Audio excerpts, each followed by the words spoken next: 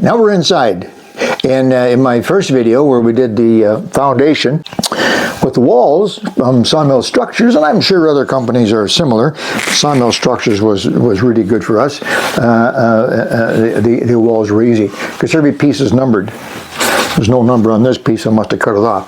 Every piece is numbered. It's just real simple, and they have a set of instructions, and real simply, you take number 7, one on each side, then you take a number 6, goes across the front, across the back, and then you stack them up, and up you go. Now the lumber itself looks like this, and this I didn't want to share this with you because this is kind of important. It affected our decision. So you see there's 2 grooves, you see, and then on the top there are 2 mountains, 2 tongues, proper term I guess, but 2 ridges. And when you take you set the bottom of one piece onto the top of this piece, it seals very, very tightly. Typically, when you think of tongue and groove, it has a single tongue, a single groove. You put them together and they're a good seal. But this is double tongue and groove. I'm not sure if they have a special term for it. That's what I call it because that's what it is. It's a double tongue and a double groove, just that simple. And spread over a full, this is actually, I think, a full 2 inches. I'm not sure. Anyway, it's very, very tight. I had considered that what we would do is put a caulking along each of these boards. We didn't do that for a couple of reasons. First of all, it's a lot of work. It's a lot of caulking. It's a lot of work. A lot of boards in here. I don't know. We should have counted how many, but a lot of boards. And secondly, when we looked at this and studied it, we decided we didn't need it. We didn't need it. If these are put together very, very tightly, then it seals tightly and it's a double tongue and groove. So we just decided we just didn't need it. And it's been fantastic. So this is your first board. And that's you put a board on each side. And then you put a board on the front and the back. And they lock together in the corners. They're notched so that, I'll show you in just a minute, and I'll show you a picture in just a minute, how they're notched. And so the boards sit together. So if you put board and board, right, and then a board at the front and the board at the back, they go, all 4 of those boards go down tight to the floor. Okay? And then you just keep on going. Board, board, board, board, and just keep climbing up. Just that simple. Yeah? And when you get up to the top, you're done. Put the roof on. Now, it's not quite that simple. And by the way, each corner is screwed down. Every corner is screwed down. It's not screwed down along the walls, but at the corners. There's a screw that goes through one board into the board below it. So each board is screwed to the board below it, at the corners only. In between the corners, there's lots of weight that's not going to go anywhere. It just holds the corners down. And they supply all, in this case, they supplied all the screws. There were 2.5-inch screws, so they go down in there quite firmly, and they disappear right into the wood, actually, and they hold very, very tightly. So here's what happens. So you start going up on the boards, and you get up to a certain point. If you look over here, Diana, you get up to a certain point, and the boards are all numbered. I think these were called number 7s, weren't they, dear? All these main ones were number 7. So number 7, and these are all number 7. You get up to here, and you get to this point right here, and it changes, of course, because the window goes in there. So what you do there is you pick up, I forget the number now, but you go and get a number 5. This is a number 5. When it goes from there to the corner. The number 7s, of course, are full length. This is a number 5, we'll say. Number 5, number 5, number 5. And then once you get a couple of those in, then you can take your window. And the windows come all prepared and framed. And they're framed with the same double groove. So now you take your window and you sit your window in there. Make sure it's down tightly into a number 7, and the number 5s come in tightly to it as well. So that's all nicely sealed. And then over later, not right at that point, but later, there's actually a board here that goes over top of the crack to make sure that it's actually tight. And these are well screwed, pulled together very tightly all the way around the windows. So that's just how easy the windows are. Just that simple. Same thickness, the wood, and it locks right into the tongue and groove. And then once you get to the top of the window, you start again with it. This is a number 7. And number 7, right up to the roof line. That was really quite simple. And all the way around, and you're done. When you get to the roof line, and you're all done. Diane and I were having a great time. We're working in here, and I had a big rubber mallet, because I would go along and tap down each of the joints as we went along to be sure they were tight. This is a loft. This cabin has a loft in it. You can see the loft up above there. And so the boards go up, the windows in here, and then a number 7. And then here's a different number board. This is a number, I don't know, number 9. We'll call it number 9. Because this one has a, you see those slots in there, those grooves in there? Not only that, that's to accommodate the beams for the loft upstairs there. Not only that, we'll look outside just so to remember, I'll give a picture, be easier. These boards go all the way out. They go an extra 3 feet. Outside they're 3 feet longer because the loft actually sits over the front of the cabin. Yeah, it sticks out. So you had to get the right one in there, and then the right one in, on it goes. But it was fun and easy, and we had a really good time doing it. I want to show you a couple more things. The Sawmill Structures kit for this particular model, this is a solid wall.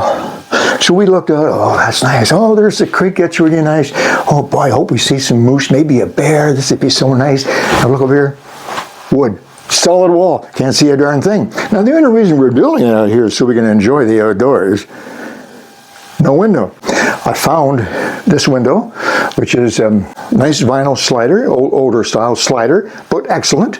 Double glaze and a slider and screens and everything in really, really good condition. Vinyl frame, and I went and purchased it on, I think it cost me $40. They're about $600 new. I got it for $40. Brought it over here, and sure enough, it looked really, really nice. So, what did I do? Well, it was really very simple. This was a solid wall.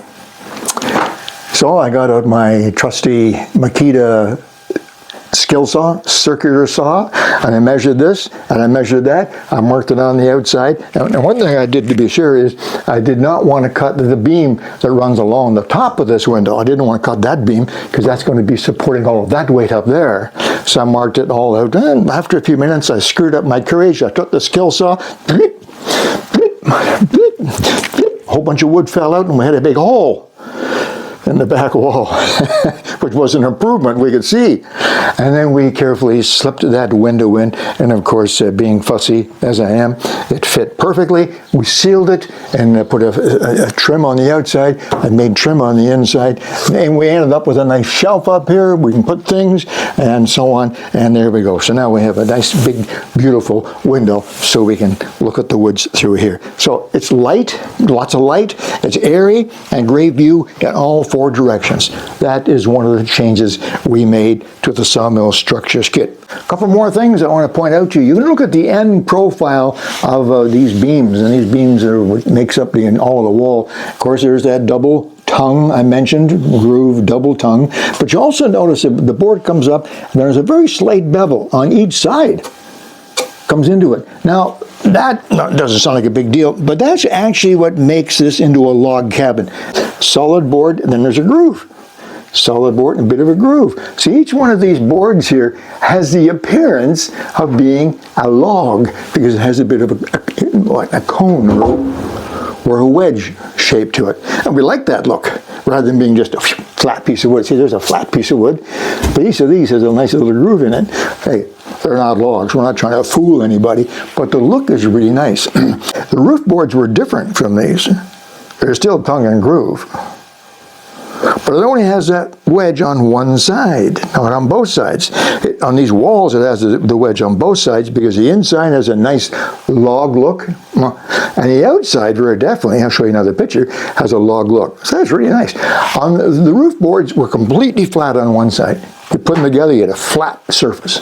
Okay, and but the other side was grooved like these.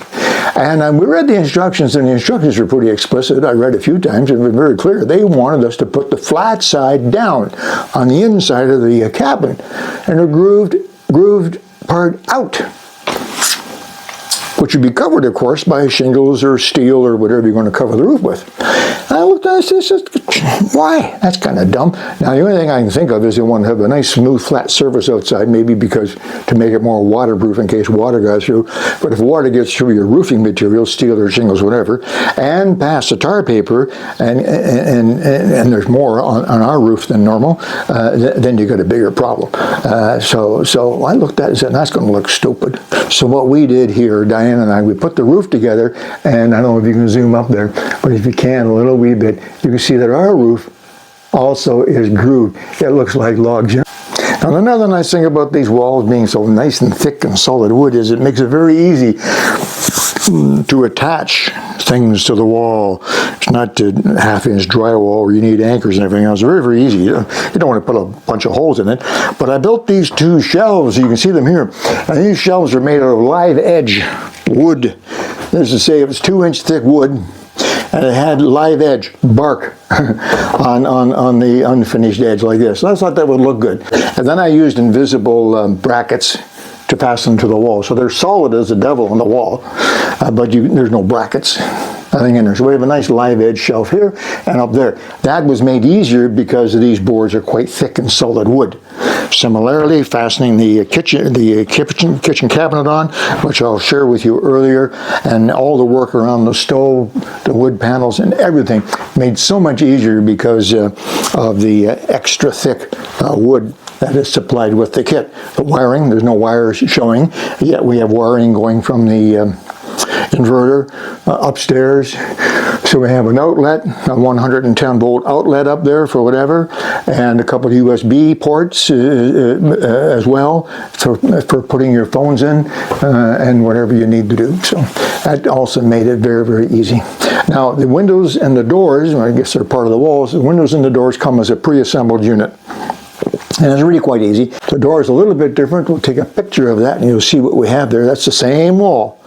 Same 10.5-foot wall sitting there, a solid wood, but right in the middle is a door, 32-inch door, and then on each side there's a 12-inch light on each side, meaning a window opening on each side. And so it was pretty interesting because while these boards go full length here, except at the window, at the front, there are short boards along the wall, then the light, one piece, then between the light and the door, and then the door, one piece, another short piece over here, stacked over here, and so it's a little bit broken up. In fact, we found that it was just a tiny bit unstable when we got it all put together until we had the doors, the lights, and everything else screwed firmly in place and that trim on top. Now that wall is as strong as these other walls. Anyway, the whole thing went together really well and we were pleased with it. We sat in here with no roof on it a couple of times and walked around and admired our handiwork, as you will too if you decide to do something like this. Anyway, there you go. That's how we built the walls, and next I'm going to deal with the roof because we made some big changes in the roof. Roof is critical, particularly here where we get a lot of snow and cold, and then I'll talk about some of the other changes, maybe the electrical system, and very, very important, our wood stove, because it is a wood structure.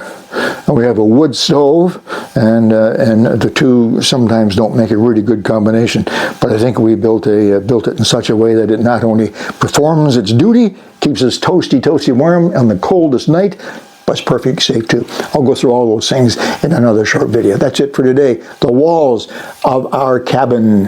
Hope you enjoyed that. Talk to you soon. Alec, Pierce, and Diana at the ranch. Bye-bye.